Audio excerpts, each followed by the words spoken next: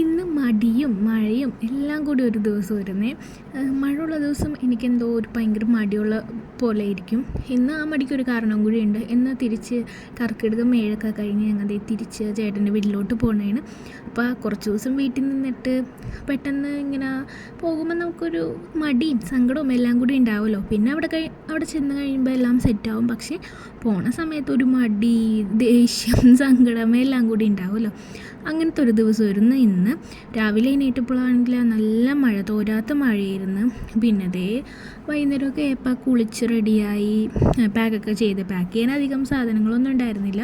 എൻ്റെ 2-3 ഡ്രസ്സ്, പിന്നെ അവിടെയാണല്ലോ നമ്മൾ ഫുള്ള് എടുക്കണം.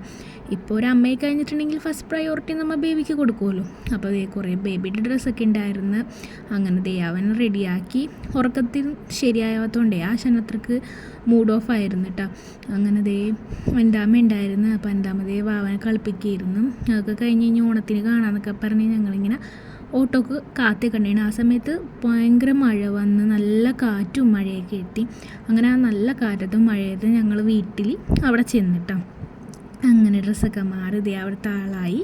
അങ്ങനെ കുറച്ച് നേരം അവിടെയൊക്കെ നിന്ന് ചായയൊക്കെ തിളപ്പിച്ച് കൊടുത്ത്, പിന്നെ ബബ്ലൂസിൻ്റെ കറൻറ്റ് ഫേവറേറ്റ് കളിപ്പാട്ടങ്ങളാണ് ഈ പട്ടിക്കുട്ടിയും. പിന്നെ ആനിങ്ങനെ ഇരുന്ന് ചെണ്ടോട്ടണം. അത് നിന്ന് കഴിയുമ്പോൾ ഒച്ചയെടുക്കും. അത് വീണ്ടും വീണ്ടും വെക്കാൻ വേണ്ടി അത് ഭയങ്കര ഇഷ്ടമാണ്. ഇവിടെ വന്ന് വീട്ടിൽ കയറിയപ്പോഴാണെങ്കിൽ ചുറ്റും നോക്കിയിരുന്നേ ഞാൻ എവിടെയാണ് ഇപ്പോഴും എന്നുള്ള രീതിയിൽ അവിടെ ചെന്ന പോലെ തന്നെ ഇരുന്ന് ഇവിടെ. അത് കഴിഞ്ഞ് കുറച്ച് നേരമൊക്കെ രാത്രിയൊക്കെ ആയപ്പോൾ സെറ്റായിട്ടോ. അതൊക്കെ കഴിഞ്ഞ് ഉറങ്ങി. അങ്ങനെ അത് കഴിഞ്ഞ് അച്ഛനും അമ്മയും ചായ കുടിയൊക്കെ കഴിഞ്ഞ് പോയി. അപ്പോൾ ബാലചേച്ചിയും കുഞ്ഞൻ ചേട്ടനൊക്കെ കാണാൻ വന്നിട്ടുണ്ടായിരുന്നു ബബ്ലൂസിനെ. അപ്പോഴേക്കും ബബ്ലൂസ് ഉറങ്ങി. പിന്നെ ഞങ്ങൾ എല്ലാവരും കൂടി ഇരുന്ന് ചായയൊക്കെ കുടിച്ച്. അപ്പം ഇന്നത്തെ ഡേ ഇങ്ങനെയൊക്കെ പോയി. അപ്പോൾ വീഡിയോ ഇഷ്ടമായാൽ ലൈക്ക് ചെയ്യുക, ഷെയർ ചെയ്യുക, സബ്സ്ക്രൈബ് ചെയ്യാത്തവർ സബ്സ്ക്രൈബ് ചെയ്യുക.